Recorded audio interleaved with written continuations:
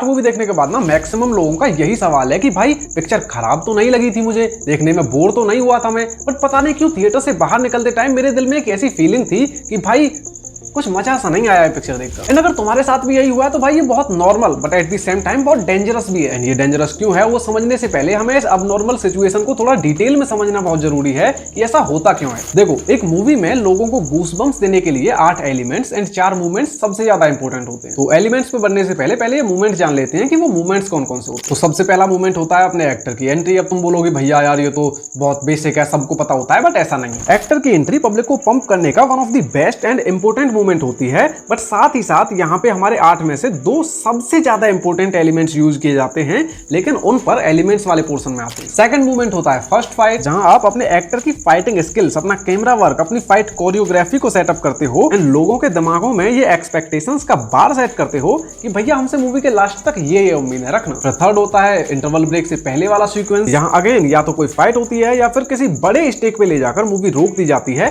कि अब तुम लोग थोड़े से एड्स देखो, थिएटर वालों से थोड़े से पॉपकॉर्न खरीदो एंड अपने दोस्तों को कॉल करके या इंस्टाग्राम पे स्टोरीज लगा के लोगों को ये बता दो कि तुम्हें ये पिक्चर देखने में कितना मजा आ रहा है। एंड पिक्चर यहाँ से एक बार फिर से रिज्यूम होती है। तुम लोगों को मजा आ रहा होता है, मूवी बनाने वालों को भी पता है कि इस वक्त तक तुम पिक्चर में पूरी तरह से इन्वेस्ट हो चुके हो, तुम्हें भी पता है कि तुम्हें अब मूवी से क्या एक्सपेक्ट करना है, कहानी तुम्हारे माइंड्स में क्लियर है, सारे कैरेक्टर्स के मोटिव तुम समझ चुके हो एंड भाई अपने सोशल मीडिया पर पोस्ट करके थोड़े और 2-4 लोगों को उनकी ये पिक्चर बेच भी चुके हो, तो सिचुएशन दोनों तरफ से विन विन है। एंड इसीलिए अगर अब यहाँ पे बीच में तुम्हें कोई मूवमेंट प्रोवाइड करना है या नहीं, ये यहाँ पे डायरेक्टर की क्रिएटिव चॉइस आ जाती है। मोस्टली डायरेक्टर सब इसके बाद कोई मूवमेंट आपको नहीं ही प्रोवाइड करते हैं, क्योंकि वो अपने मूवमेंट को अब क्लाइमैक्स के लिए बचा के रख रहे होते हैं। बट जो सबसे लास्ट वाला मूवमेंट होता है, जो क्लाइमैक्स वाला मूवमेंट होता है, वो मूवी का सबसे इंपॉर्टेंट मूवमेंट होता है, क्योंकि भाई तुम उसे अपने साथ लेकर थिएटर से बाहर निकलते हो। यहाँ तुमको अपनी the best fight, the best special effects, the best dialogues, the best camera work and अपनी स्टोरी को एक कंप्लीट क्लोजर देना होता है, जिससे कि लोग आपकी मूवी देखकर सेटिस्फाई हो सके। लेकिन लोगों को सेटिस्फाई करने के लिए यहाँ पे 2 सबसे ज्यादा इंपॉर्टेंट एलिमेंट्स भी यूज किए जाते हैं, जिन्हें अगर आपने अच्छे से यूटिलाइज कर लिया तो भाई आपकी पूरी पिक्चर कैसी गई थी किसी को कुछ फर्क नहीं पड़ रहा।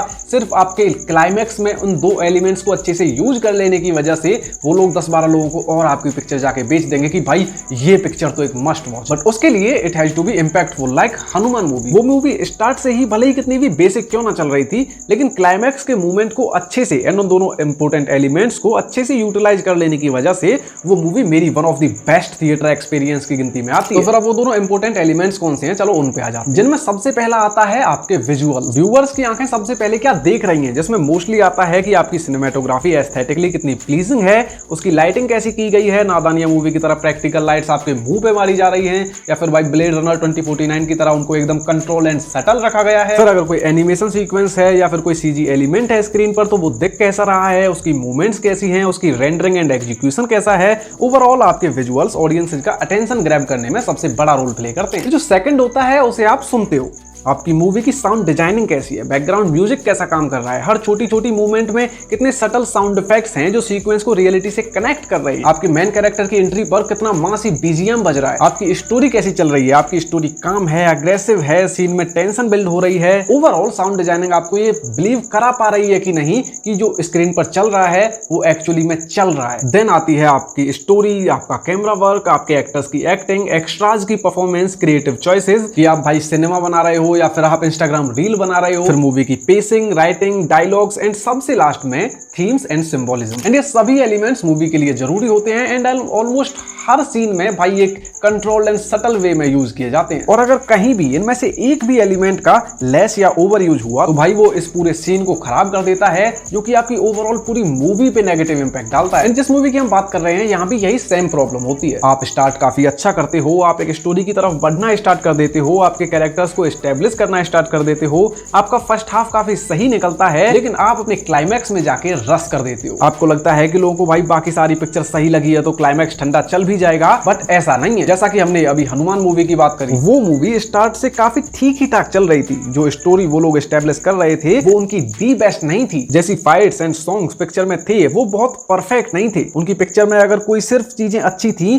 तो वो था सबसे पहला उनका सेटअप, जो स्टोरी वो लोग साथ लेकर चल रहे थे, एंड दूसरा था मूवी की एंडिंग, एंडिंग जिसकी आप सबसे फ्रेश मेमोरीज लेकर थिएटर से बाहर निकलते हो। उन्होंने अपनी एंडिंग में जितना हो सकता था अपना दी बेस्ट सीजी दिया विद फेफड़े हिला देने वाला बीजीएम जो अपने आप में कोई नॉर्मल स्कोर नहीं था भाई। उस पूरे सीन के बीजीएम के लिए श्री हनुमान चालीसा यूज की थी उन लोगों ने। एंड वो हनुमान चालीसा इतनी ज्यादा इंपैक्टफुल थी कि भाई तुम आज भी हेडफोन लगा के उसे सुन लो, वो आज भी तुम्हें गूज़बम्प्स दे देगी। मैं कितनी बार खुद जिम में स्टार्टिंग वाले सेट्स में वो सुनता हूँ हेडफोन लगाकर, एंड भाई वो हमेशा इतना ही इंपैक्ट मेरे ऊपर डालती है। सिर्फ अच्छे सीजी एंड कूल बीजीएम के दम पर उन लोगों ने एक ऐसी एंडिंग बना दी जिसकी वजह से वो पूरी पिक्चर आज भी मेरे one of the best theatre experiences में आती है। वो भी तब जब वो पूरी मूवी ओवरऑल कुछ इतनी ज्यादा फाड़ नहीं थी। तो आपको ये समझना होगा कि आपकी मूवी की एंडिंग आपकी मूवी का one of the best moment होती है लोगों को गूज़बम्प्स देने के लिए। अगर आप चाहते हो कि लोग आपकी मूवी को याद रखें, उसमें आपको मेनली दो एलिमेंट्स को अच्छे से यूटिलाइज करना है। एंड मैं सिर्फ कोई ऐसे क्लाइमैक्स की बात नहीं कर रहा भाई, ये चीज हर मूवी के लिए अप्लाई होती है। अगर आप एक्शन एंटरटेनर बना रहे हो तो भाई वहां आप एक अच्छी fight with a cool BGM बना सकते हो। अगर आपको इमोशनल स्टोरी बता रहे हो तो भाई आप अपनी मूवी का दी मोस्ट इमोशनल मोमेंट आप एक अच्छे बीजीएम के साथ वहां पे डाल सकते हो। अगर आप क्राइम थ्रिलर बना रहे हो तो आप अपना सबसे best twist with the best BGM डाल सकते हो। अगर आप हॉरर बना रहे हो तो आप अपना सबसे horrifying moment with a cool BGM डाल सकते हो। भाई ये ट्रिक हमेशा काम करती है। All you need to do is कि भाई आपको ये मेक श्योर करना है कि आपकी मूवी की एंडिंग बस लैंड कर जानी चाहिए, जो कि भाई most of the Bollywood movies की नहीं कर पाती है, जिसकी वजह से लोग ना उस पिक्चर को याद रखते हैं ना फिर स्टार्ट एंड फर्स्ट हाफ में डाले हुए आपके एफर्ट्स को। The thing the moment that matters the most and giving viewers the